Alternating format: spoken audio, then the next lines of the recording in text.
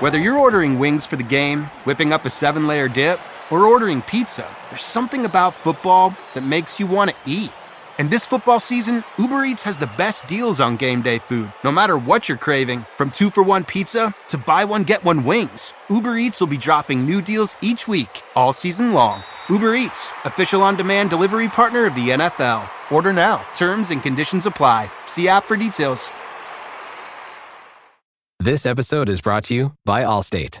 Some people just know they could save hundreds on car insurance by checking Allstate first. Like you know to check the date of the big game first before you accidentally buy tickets on your 20th wedding anniversary and have to spend the next 20 years of your marriage making up for it. Yeah, checking first is smart. So check Allstate first for a quote that could save you hundreds. You're in good hands with Allstate. Savings vary. Terms apply. Allstate Fire and Casualty Insurance Company and Affiliates. Northbrook, Illinois. Hey, Atlanta. Say hello to small business help from Apple. That's right. We're here to make starting and running your business simpler. From helping you choose the right devices to setting them up hassle-free, we can help you build your business in no time. Speak to a business expert and get the help you need at no cost whatsoever. At Apple, we're open for your small business. Go to apple.com/small business or visit an Apple store to learn more.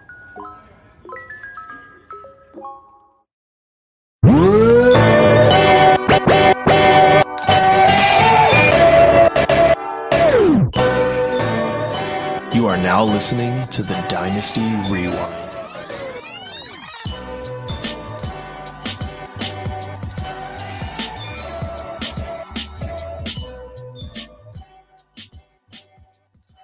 What is up, everybody? Welcome back to the Dynasty Rewind. I'm your host, Michael Bauer, the best in the business. Once again, back in business. We're back from a 1-week hiatus, forgive me, and joined as always by my faithful co-host, Nate, Professor Christian. Nate, hello, and welcome back to the show.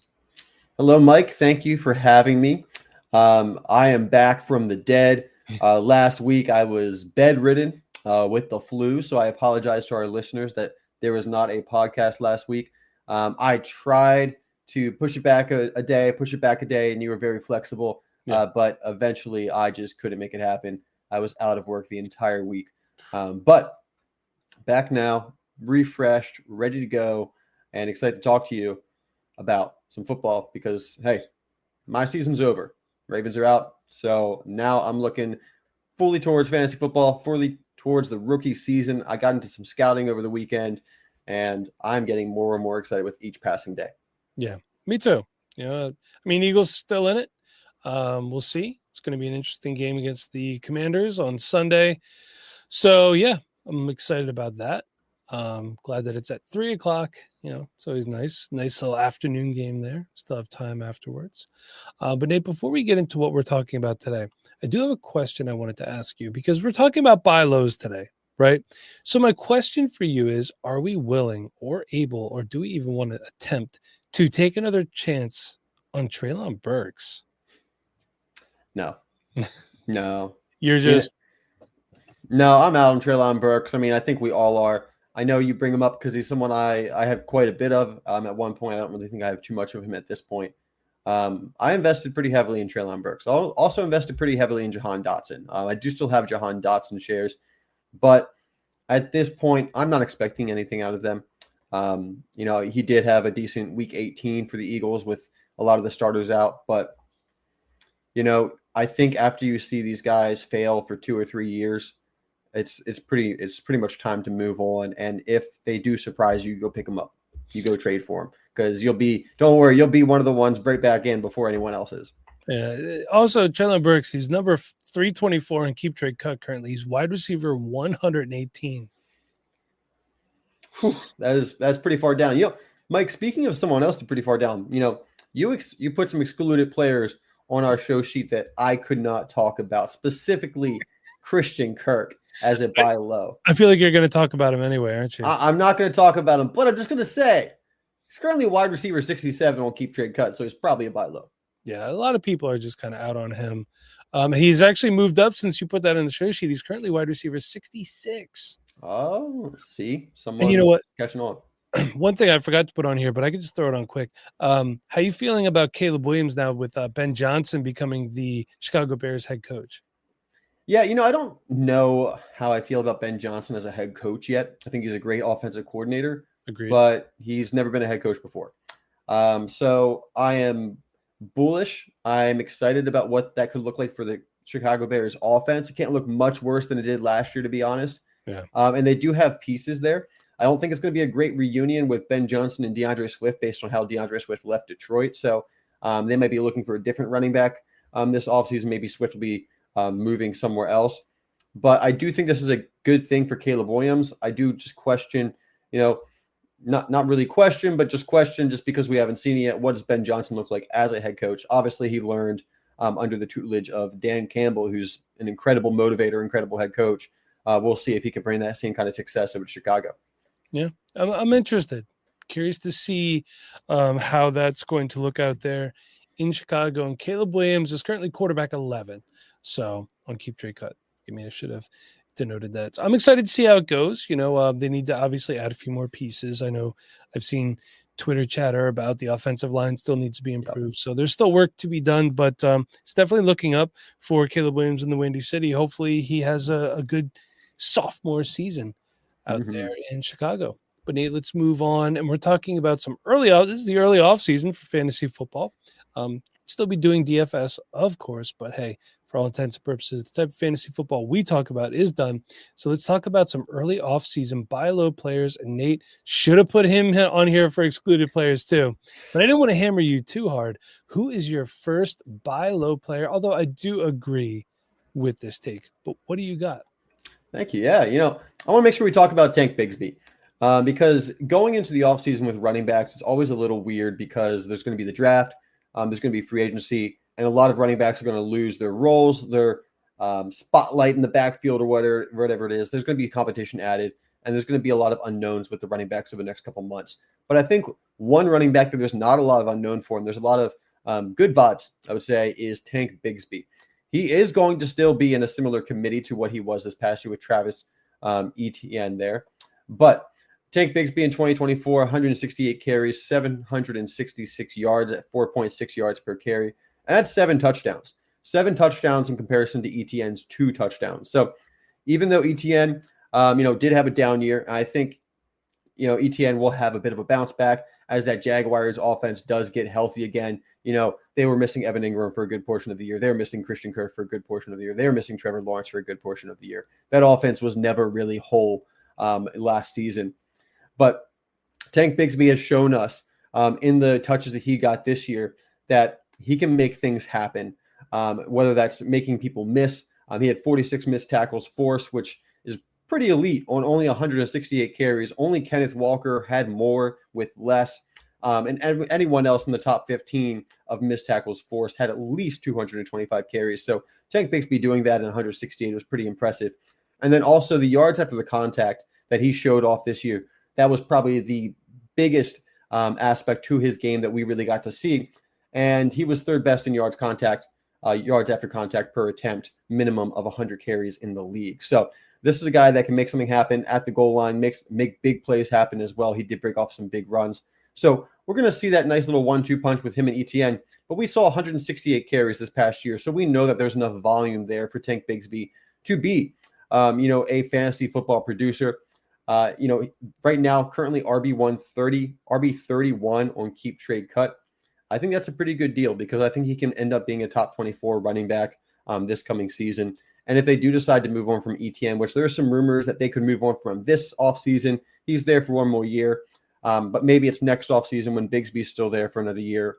If Bigsby does get that backfield a bit more to himself, we could be looking at top 12 upside with what he's already shown us. So I really like what Tank Bigsby showed us this year after a little bit of a disappointing rookie year when I was really excited about him. He disappointed me, but his sophomore year looks better. I'm excited what his third year can look like with or without Travis Etienne. This offense is going to come back together. They're not going to have Ben Johnson, unfortunately, but rumor has it, I believe Liam Cohen, Buccaneers offensive coordinator, is the current favorite to be the head coach there. And he's obviously done a lot of really good stuff with a backfield committee as well. So I think Tank Bigsby is set up for success and currently pretty accessible. You look at these prices and he is not that expensive for what you could be getting out of him in 2025. Currently, the cost to acquire, I saw a 2nd and a 4th round pick moved for Bigsby and a 3rd. I saw the 206 moved for Tank Bigsby. More than happy to throw around a mid-2nd round pick. Also saw Ben Sinnott straight up for Tank Bigsby. If you have that deal, I would love to make that happen. I wouldn't mind throwing an extra 3rd in there with Ben Sinnott as well to go after Tank Bigsby, because we know that it is hard to find running backs usually. This year, a bit of a misnomer where there was actually a lot more running backs around than usual. And we do have a lot of running backs coming in the draft, but I don't think we're going to see much added competition to Jacksonville. So Tank Bigsby should be someone that we can rely on in 2025 and someone that we can buy low on right now. Yeah, I like these, and especially the Ben Sinnott one. We don't know. We assume he's going to be the starter next year in Washington, but Zach Ertz still looking really good. Who's to say they don't re-sign him for another year? It's Who knows? always possible. All the time over there. I know. He still looks really good, playing at a high level still. So going to be interesting to see what happens with good old Ben Sinnott. And, I like this. Going to be interesting. ETN only having 2 touchdowns is weird, and they were in the first 2 weeks of the season. So, you're getting those touchdowns out of ETN, and then it just falls off a ledge. I mean, receiving work wasn't really there either. I know that the offense wasn't what it should have been. Trevor Lawrence out, Mac Jones in after a certain point, but still, the first 2 weeks, you're like, all right, the yardage isn't really there, but getting touchdowns and it tapered off. Tank Bigsby, had about 200 more yards than Travis Etienne did too, and only started 1 game. So going to be interesting. Nate, let's move on and let's talk about my first buy low player, and that's Buffalo Bills wide receiver Khalil Shakir. Like this. Finished as wide receiver 37, 12.2 fantasy points per game. Now, he did miss a game, 1 game with an ankle sprain. He did have 2 games over 100 yards receiving. Josh Allen doing a pretty decent job spreading things around out there. Unless your name is Amari Cooper, of course. He did also have career highs in targets. He had 100. Receptions, 76. Yards, 821. And touchdowns, 4. The yak rack, Nate. 8 yards of yak rack. Yeah, that's where it's at. Yeah, you love that, don't you? Mm-hmm. 2.15 yards per route run and an average depth of target of 5.6. So he's really making it happen after the catch, which is what we like to see. On keep trade cut, he's currently player 95, which is wide receiver 38. So I expect the Bills to add another wide receiver in the draft. I don't know if it's going to be a high wide receiver, a high draft pick necessarily, or Keon Coleman fully emerges. Amari Cooper will be a free agent after the season. I don't think they bring him back, to be honest with you. Doesn't feel like it. But still, if Coleman gets better, they add somebody. It's going to take coverage off Khalil Shakir, and he could push to be a solid wide receiver too, and a weekly starter at the worst, a really good flex play for you. I mean, if you're putting Khalil Shakir in your flex spot, you're not going to complain about that, right? No. I think Khalil Shakir, I think that's a really good floor because that's a really good flex. Yeah, I agree. But what does it cost to get him, Nate? That is the question. First trade I saw, Jonnu Smith, straight up. I like that. I'm not the convinced guy on Jonnu Smith, so I'd be happy to make that trade. Did have a nice stretch this season. I don't know how sustainable it is for him. A 25 third for Shakir and a 25 fifth. That's an absolute steal. Yeah, my trade's courtesy. I would pay a second for Khalil Shakir, no problem. Yeah, hey, look, my trade's courtesy of Fantasy Calc. I know you might be thinking this wouldn't happen in my league. They did happen in leagues. Nate, you're using Dynasty Daddy for your trades? I am. Yeah, so these are trades that are happening. We're just reporting them to you. And then I saw either Deebo Samuel straight up or Joe Mixon straight up. Yeah, I'm good with both of these. I'm pretty high on Khalil Shakir. I actually was looking to add him to the sheet, but you already had him on here. So. Oh, I beat you to it. And you had an extra week too, Nate. That's the thing. Did I though? Did I? I was pretty out. Yeah, I mean, I wasn't sure what you were doing, to be honest with you. I will tell you this, ladies and gentlemen, whoever's listening, I could tell Nate was feeling much better on Saturday because he was actually responding to my text messages in a timely manner. One thing about Nate, he's going to respond when he wants, not when you want him to. And I will say, I respect that. I appreciate that about you. You live life on your own timeline, not everybody else's. I try. I don't know how good I'm at it, but I try. Nothing but respect. Nate, who do you have for us next? All right, next guy up. Coming off what you could kind of call like a career down year. That's DK Metcalf. DK Metcalf in 2024 finished as the wide receiver 32. Only had 66 receptions, 992 yards, just missed 1,000 yards. Only his second season under 1,000 yards, and both both those seasons he's been under 1,000. He's only missed by like 50 or so. Actually, 3 seasons under 1,000 yards. Did I miss one? Maybe I missed his rookie season. His rookie year in 19. In 2021, he had 967. There we go. And in 2024, he had 992. So we're not saying he's Mike Evans light, but Not quite. he's really, I mean, He's usually pretty consistent. do you remember when DK Metcalf was the consensus wide receiver 1 overall in Dynasty? There was was a a time moment. that was the case. Yeah. There was. I do remember that. And he also had 5 touchdowns, Mike, which is actually his first season without at least 8 touchdowns outside of his rookie season. Actually, in 2022, he had 6. That's not what PFF told me. I'm on Pro Football Reference right now. I'm just telling you, PFF had an 8, 8, 12. This is why people hate on PFF. Man, I just need consistent stats. Come on, PFF. We're paying you yearly. Hook me up. Well, usually DK Metcalf is a very consistent 1,000 yards, 8 to 10 to 12 touchdowns, having that 15 yards per reception as he gets down the field. And we didn't really get to see it this year. A bit of a down year for the Seahawks offense. Kenneth Walker missed some time, and that kind of affected the overall offense. Geno Smith played decent, but not super great. We saw JSN kind of come into his own. Tyler Lockett really started to take a step back. And now we're seeing this offense really run just between the 2 wide receivers of DK Metcalf and Jackson Smith-Njigba. Now, the thing with DK Metcalf, currently valued as the wide receiver 26 on Keep Trade Cut, he's only 27 years old. He is, he's been in the league for a couple of years, but he's only 27 years old. He is reaching his prime. And if you don't love the future outlook of the Seahawks and Geno Smith, good news. DK Metcalf is only under contract for 1 more year. He signed a deal a couple of years ago that would put him into free agency as he was in his prime when he was 28 years old. And now we have 1 more year of DK Metcalf in Seattle. And then the world is his oyster. He's got possibilities if he wants to continue playing there or go somewhere else and maybe put up even bigger points. So I think right now is a good time to go after DK Metcalf after he's had what is considered one of the worst years that he's had in a couple of years. People are a little low on him. He's outside the top 25 wide receivers on Keep Trade Cut for the first time in quite a while. And you can go acquire him. He's still not old. He's got 3 years until he's at least 30 years old.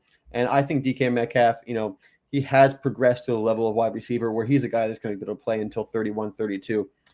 He has that contested catch ability. He has that athleticism he'll still be able to rely on for a little bit. So I don't think we need to worry about DK Metcalf falling off a cliff. Yes, the Seattle Seahawks offense was down a little bit, but this creates a great buy opportunity for DK Metcalf. And I think that he can be a top 24 wide receiver again in 2025. Now, with that, what's the cost to acquire? I saw a deal for Jayden Reed straight up for DK Metcalf. And as much as I love Jayden Reed, I'm starting to sour on him because he's putting up too many low-scoring games for me to be able to keep him in my lineup on a weekly basis. And I love, how young he is, how versatile he is, but he doesn't get on the field as much as some of the other wide receivers because they keep him pretty much dedicated to 3 wide receiver sets. So he's only seen about 77% snap share, Jayden Reed is. So I wouldn't mind moving off of Jayden Reed for a guy like DK Metcalf, who I know is going to be out there on every single play and has an opportunity to score. And DK Metcalf did average 12.7 fantasy points per game last year, whereas Jayden Reed was at 11.6. Yeah. So just because the young guy's a bit more exciting, I think in this opportunity might be an ability to change that and maybe even get someone on top of DK Metcalf if you can find someone that's back in on Jayden Reed. Now, another deal, Ricky Pearsall and Devon Vele packaged together for DK Metcalf. Would love to make that move. Yeah. And then a late first as well, because looking at this wide receiver class, I don't think you're going to find any better wide receiver in the late first than DK Metcalf. I agree with that. I'm fine with all of these. I mean, the Jayden Reed one still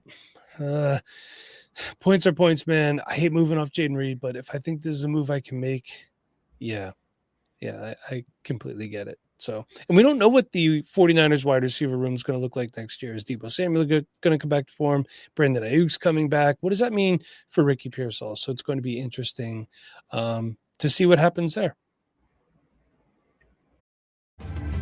This episode is brought to you by Love Hurts. Kiwi Kwan has had quite a career, from childhood roles in Indiana Jones and the Temple of Doom and The Goonies to a recent Academy Award win for Everything Everywhere All at Once. But now Ki finally stars as a leading man in the film Love Hurts. Love Hurts is the perfect date night movie with its mix of over-the-top action, comedy, and a ton of heart. Love Hurts, only at theaters February 7th. Your neighborhood just got cooler with Kroger Delivery's refrigerated trucks. Simply order groceries at the same great prices online as in-store, and we'll bring them to you fresh every time. And if that wasn't cool enough, you can now earn 4 times the fuel points after 4 with your digital coupon. Choose a next-day Kroger Delivery time slot for 4 p.m. or later on Tuesdays, Wednesdays, and Thursdays. Must deliver by February 4th. Restrictions apply. See Kroger.com for details. Build a routine with Ollie that supports your wellness needs, like getting your daily vitamins and minerals with Ollie's multi-gummies, or keeping your mood upbeat with all the vitamin D in Hello Happy. Give your gut health some support with probiotics, and wake up feeling refreshed after taking Ollie Sleep. Do wellness on your terms. Find Ollie at a Walmart or Target near you or at ollie.com. These statements have not been evaluated by the Food and Drug Administration. This product is not intended to diagnose, treat, cure, or prevent any disease. Nate, I've talked about this guy many times. Hate to say I told you so, but I'm saying it. Go by Tampa Bay Buccaneers tight end Cade Otton. All right, and here's why. He finished as tight end 14 on the season. Pretty good. 10 fantasy points per game. Now, I know you're saying, Mike, 10 fantasy points isn't a lot, and I understand it. But that is 2.3 fantasy points per game more than Kyle Pitts. In case you're wondering, that's 2.3 fantasy points more than Isaiah Likely, who had a really good start to the season. Then Mark Andrews came into his own. So it's just one of those things. He also averaged more fantasy points per game, forgive me, forgot how to talk for a second, than other players ahead of him who had good seasons, but players such as Mike Gesicki, Hunter Henry, Tucker Kraft, and Pat Freiermuth. Yeah. I know Cade Otton missed the last couple of games of the season, didn't he? He did. We'll get into that in a second. He has a full season next year of Godwin and Evans to take coverage off him. I think, if Godwin returns early enough and strong enough. He did miss 3 games with a knee injury, but he still set career highs in targets, receptions, yards, and he tied his career high in touchdowns. So that is 59 catches for 600 yards and 4 touchdowns on 87 targets. He's got a 5.3 yak rec, which is pretty good for a tight end, and a contested catch percentage of 58.8%. And like I said before, he had more points per game than Freiermuth, Tucker Kraft, Kyle Pitts, Isaiah Likely, Cole Kmet, who everyone loves at 7.1. Dalton Schultz had 7.0, and Jake Ferguson had 7.5. Okay, so averaging a good amount of points. If you can take a guy that you can get affordably and throw him in there and you're getting double digits out of him on a weekly basis, that's a good thing. He's player 128 on Keep Trade Cut. He's tight end 12. Okay, so for next year, I'm expecting him to push to be a tight end 1. He's close enough as it is. I mean, Jonnu Smith was tight end 4. Could he outproduce Jonnu Smith if he stays healthy? We'll possibly. Zach Ertz is tight end 7. Okay, he's great. We don't know how long he's going to hang around in tight end 1 territory. Same thing with guys like David Njoku and Hunter Henry. So I think he could really push to get up there. Okay. What does it cost to acquire him, though? These trades I saw, Zach Ertz and Stephon Diggs for Cade Otton. It seems like a crazy trade just like a year or two ago. I know. But both those guys, they do seem on the tail end of their careers. Diggs, coming off the injury, going to be a free agent. I don't know how I feel about him. Probably a decent buy low, but in this opportunity, give me Cade Otton.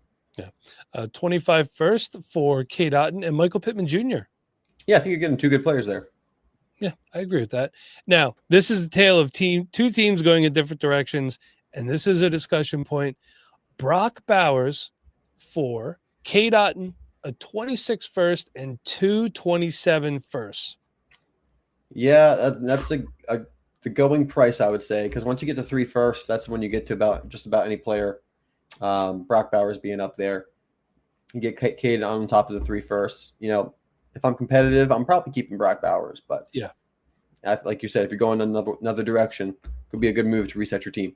Yeah, and you're you're obviously taking a hit. You're losing 5.5 fantasy points per game. I mean, in case you're wondering what Brock Bowers did, 153 targets, 112 receptions, 1,194 yards, and 5 touchdowns. He also added 5 carries for 13 yards.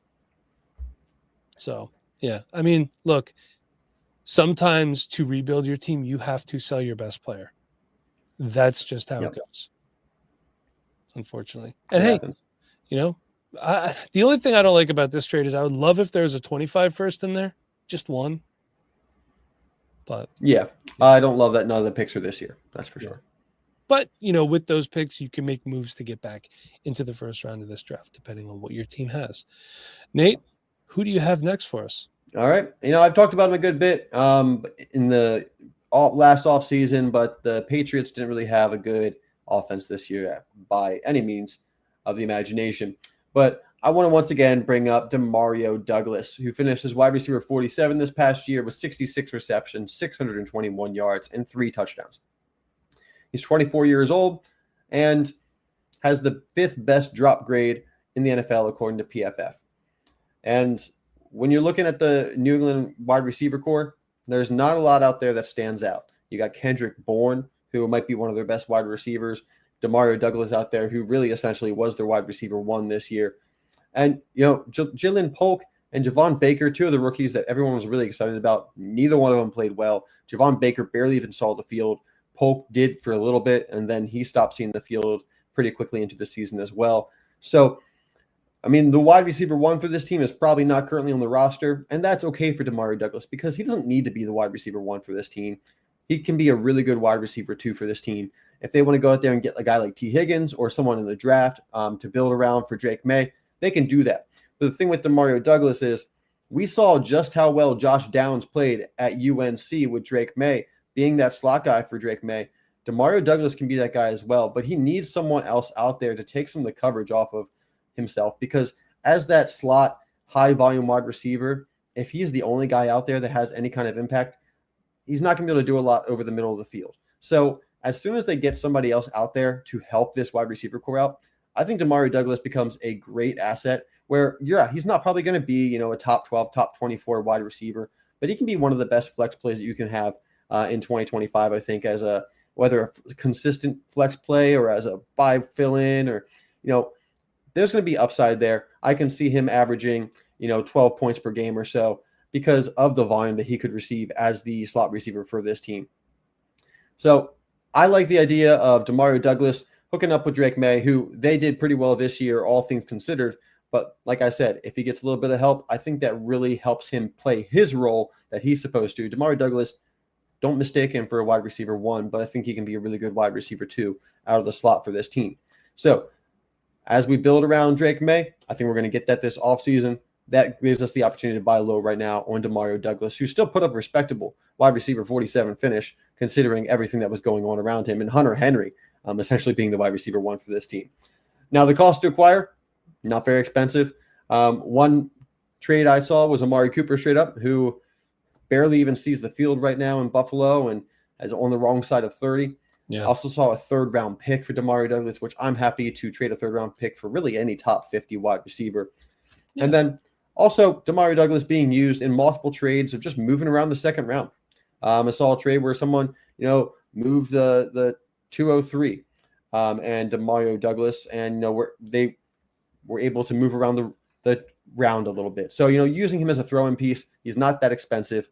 I think Demario Douglas is someone that you can just go kind of acquire right now pretty cheaply, put on your bench, and you're probably going to be happy going into the 2025 season that you have him as your depth piece. Demario Douglas averaged 8.7 fantasy points per game. He finished with 147.7 points. That is almost 3 points more and 0.2 points per game more than Rome Odunze. Yeah. Just saying. Had a tough rookie season, but I'm not saying JSN rookie season.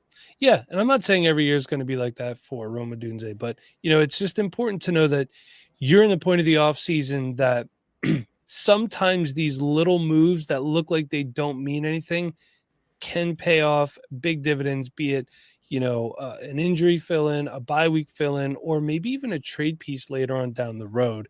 And when I see trades like this, that's why I always say that it's important to get later round picks, 3rd, 4th, 5th round picks, because those can really be deal breakers when it comes to making a trade. So I like all these. I really like the Amari Cooper one too. We don't know what the rest of his career is going to look like. And with Demario Douglas only being 24, I'm more than fine with that. I'm fine with all of them. Yeah, and Mike, actually, I want to bring up another player just real quick. Well, I didn't put him on the sheet, but in a similar situation, Wan'Dale Robinson. I actually got to watch an interview with Malik Neighbors this past week, and Malik Neighbors talked about how Wan'Dale Robinson is his favorite wide receiver in the wide receiver room because of how hard he works every single play. And, he saw a ton of targets, a ton of receptions this year. And, he doesn't have a lot of yards per reception, but he got the volume. And I think that Wan'Dale Robinson could also play a similar role where Malik Neighbors is the wide receiver 1. And if the New York Giants can find themselves a good quarterback, Wan'Dale Robinson as that wide receiver 2 could be pretty productive in your flex spot or off your bench. It's going to be interesting. I mean, pretty much whatever they do is going to be an upgrade over the trio of Daniel Jones, Drew Lock, and Tommy DeVito that they rolled out there last year. And didn't you say Tim Boyle started a game for them too? I think it was. I don't know if it was this year, but definitely I think last year. Yeah, either way, they got to do something. Who knows if it's going to be a free agent, if they draft somebody. I don't know. It would be funny if they signed Sam Darnold just because then he's back at MetLife. Just saying. Zach Wilson goes back to the Jets. Oh, man. That would be great. All right. So, listen, I want to talk about this next player. I'm not eating crow. Me telling you to buy this player is more of... Eating Falcon? Sure. It's more of an ominous outlook on the quarterback class this year. You want to try to acquire a quarterback you think could be productive, might as well get one that's already in an established situation, consistency at the head coaching position, and that's Atlanta Falcons quarterback Michael Penix Jr. Like I said, we have questions surrounding this incoming rookie quarterback class. Here's your chance to buy a guaranteed starter for this upcoming season, okay? Raheem Morris also said, that's their head coach, in case you're wondering, they're comfortable moving forward with Penix as their starter and Cousins as the backup. I don't see that happening, for the record. That's coach speak, but what that tells me is that Penix is the starter. Yeah. And that Cousins likely won't be there. Maybe he'll be with the Giants. Who knows? So at worst, Cousins is a mentor, which, hey, not a bad guy to have as a mentor. Just tell him to shut up when you get into the playoffs. His quarterback, 45, only 9.4 fantasy points per game, but some of the games that he played in was just kind of cleanup time. He didn't really do much, so that's obviously going to bring it down a little bit. However, in his 3 starts, he did have 58 completions on 100 attempts, 737 yards, 3 touchdowns, and 3 picks. If you look at the stat lines, he did improve in every one of his starts. So we saw progression every time he made a start. That's what you want to see from a rookie quarterback. Okay. Is he Jaden Daniels? No. Jaden Daniels got to start from day one. Same thing with Caleb Williams, same thing with Bo Nix. But there are some guys where setting benefits them. Michael Penix Jr. could be one of those guys. Player 44 and keep trade cut. Quarterback 16. I think he could push to be a really solid quarterback too next season, both in fantasy overall and on your fantasy team. So if you have to roll into the season with him as your quarterback too, it could be worse. Okay? It could be a lot worse. Nate, what does it cost to get him? I'm glad you didn't ask because I'm going to tell you anyway. I put this trade on here just for you. Straight up, Trevor Lawrence. No. Would not be doing this trade. You wouldn't be doing it? No. Okay. Fair enough. I mean, Trevor Lawrence is going to Brian Thomas Jr. now.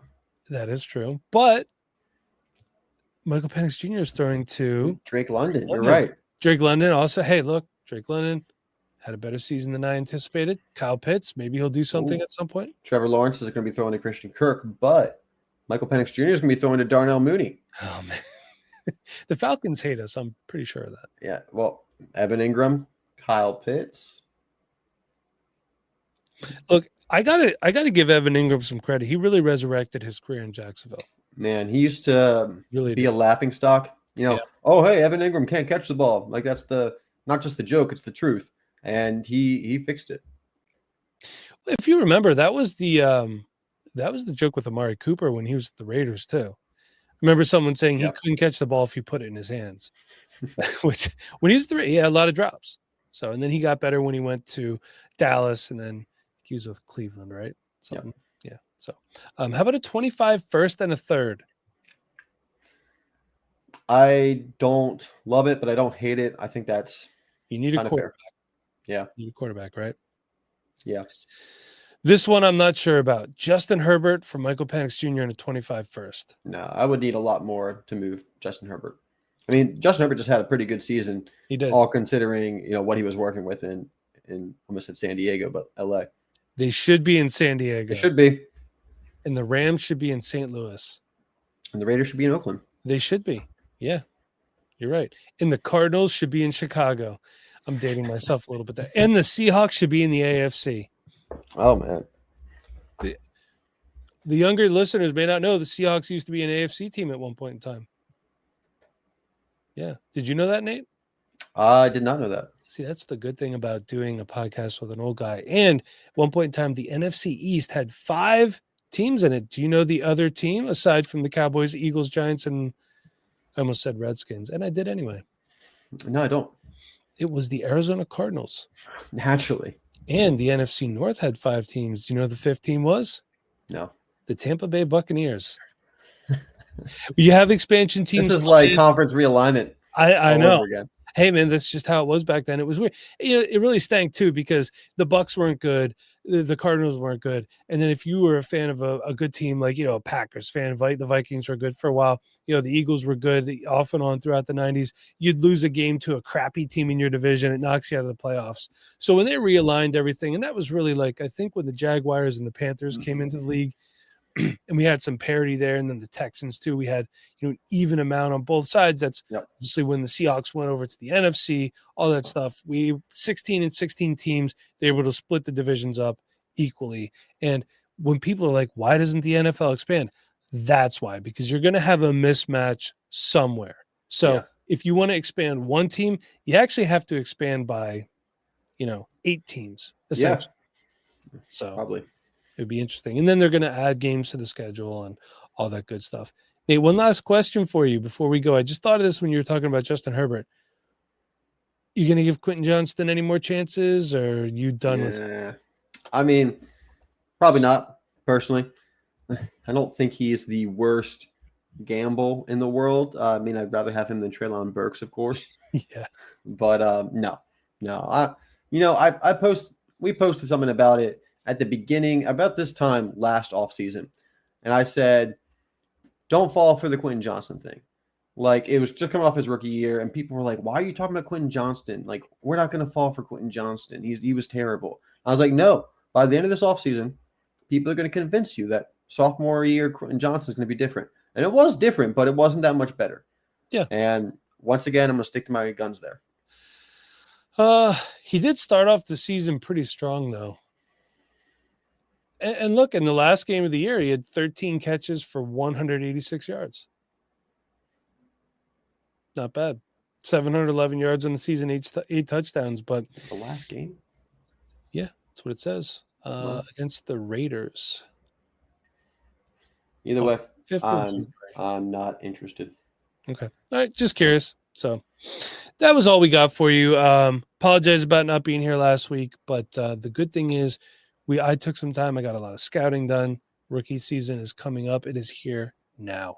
So until next week for everybody, Nate, I'm Mike. Thank you for listening.